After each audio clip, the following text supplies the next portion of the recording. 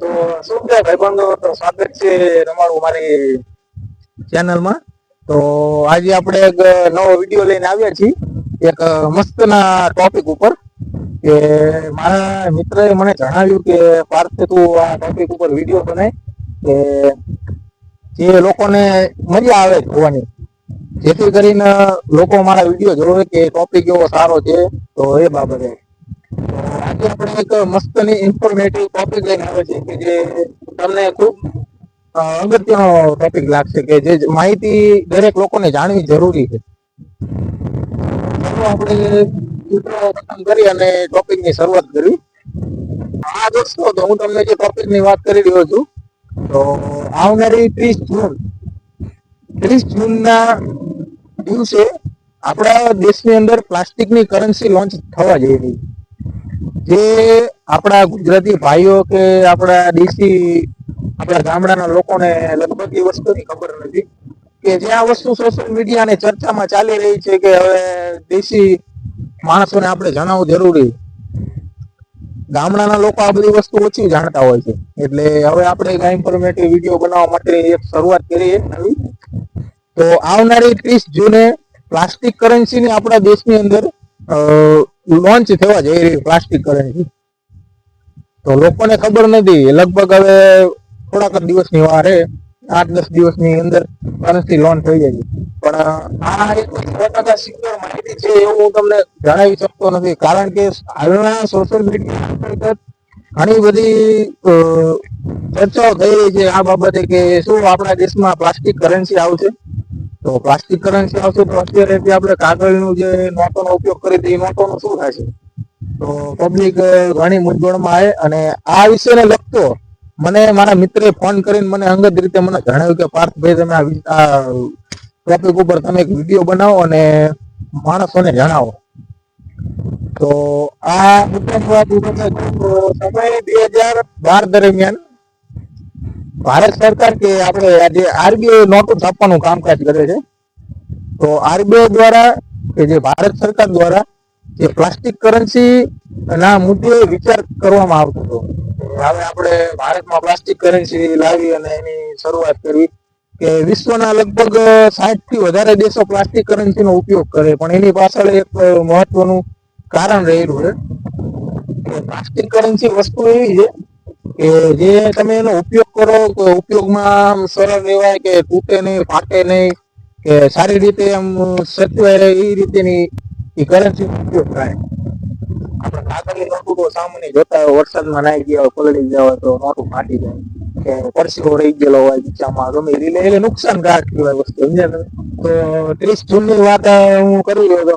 30 જૂન દરમિયાન જે currency launch થઈ રહી કે હવે એની અંદર સોશિયલ મીડિયામાં, ઇન્સ્ટા, યુટ્યુબ કે ફેસબુકમાં આવે એવી ચર્ચા થઈ રહી, કારણ કે સોશિયલ મીડિયા વસ્તુ એવી કે પબ્લિક સૌથી વધારે સોશિયલ મીડિયામાં અત્યારના સમયમાં વધારે એક્ટિવ હોય. તો અત્યારે જે આપણે મહાત્મા ગાંધીનો ફોટો આપણે જોઈ રહ્યા છીએ કરન્સી ઉપર, આપણે 10, 20 કે 50 ગમે તે નોટોની અંદર આપણે રાષ્ટ્રપિતા મહાત્મા ગાંધીનો ફોટો કરન્સીની અંદર હોય છે.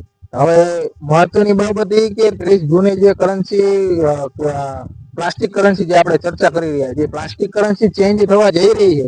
તો એ પ્લાસ્ટિક કરન્સીમાં હવે ફોટો કે ગાંધીજીનો નહીં આવે છે.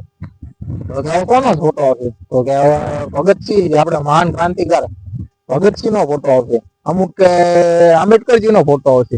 અમુક તો સોશિયલ મીડિયામાં મહાન ભક્તો જે થઈ જાય કે મોદીજી નો ફોટો આવશે. એટલે પણ બાપા આમ નો વાંચ કે મોદીજી નો ફોટો આવશે.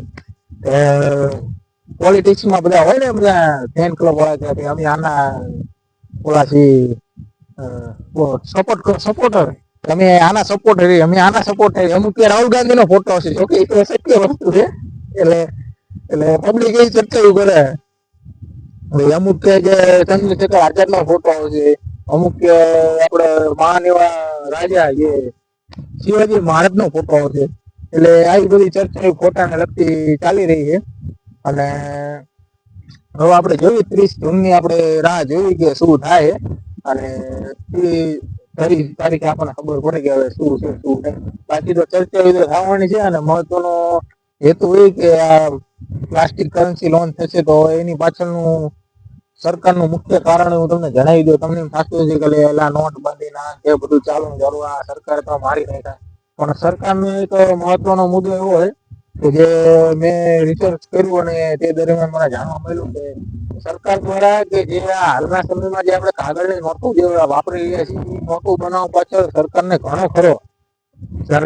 નોટો બનાવવા પાછળ ઘણો ખરો ખર્ચો થઈ જાય કે જે એનું મેન્યુફેક્ચરિંગ દરમિયાન ઘણો ખર્ચો થાય. અને આટલો ઘણો ખર્ચો કર્યા દરમિયાન નોટોમાં આપણે હાલત તો ખબર હે ને તમને. હવે તમે આ નોટ જો, અમારા ગીચામાં નોટ હતી બરાબર, 50 રૂપિયાની નોટ તમે જો કેવી આમ ચીમડાઈ ગયેલી, થોડી કે આ જો કડું આમ પડી ગયેલી, થોડીક આમ કસાઈ ગયેલી, મેલી ડાર્ક થઈ ગઈ નોટ. હવે આને આપણે આમ ત્યાં મસળી તો આ નોટ ફાટી જાય, પાણીમાં પલળી તો નોટ ભૂકા ભરી જાય, રામ રમી જાય, નોટના નુકસાન થઈ જાય, ગરીબોને નુકસાન થઈ જાય. એટલે આવું છે. અને એ જે પ્લાસ્ટિકની નોટ આપણે પાણીમાં પડે કે ગમે એ રીતે થાય,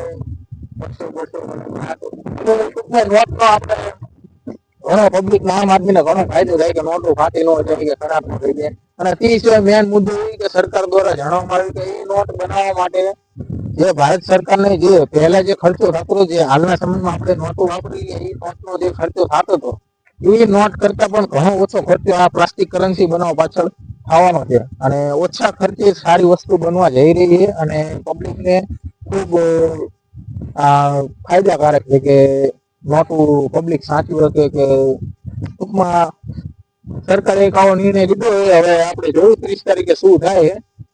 બાકી તો હવે આપણે તો શું આમ આદમી છીએ, અને મારો એક આ વિડીયો બનાવવાનો હેતુ કે મારા દેશી ભાઈઓ, મારા ગામડાના મારા મિત્રો, મારા ખેડૂત ભાઈઓ વગેરે મારા દોસ્તારોને આ વિડીયો દ્વારા એક સાદી અને સિમ્પલ દેશી લેંગ્વેજમાં વિડીયો જોવે અને એ લોકોને ખબર પડે કે આ બાબતો કે 30 તારીખે આવું થવા જઈ રહ્યું કે દેશમાં આ રીતની ચર્ચા હાલી રહી છે સોશિયલ મીડિયામાં, સાચું શું ખોટું શું.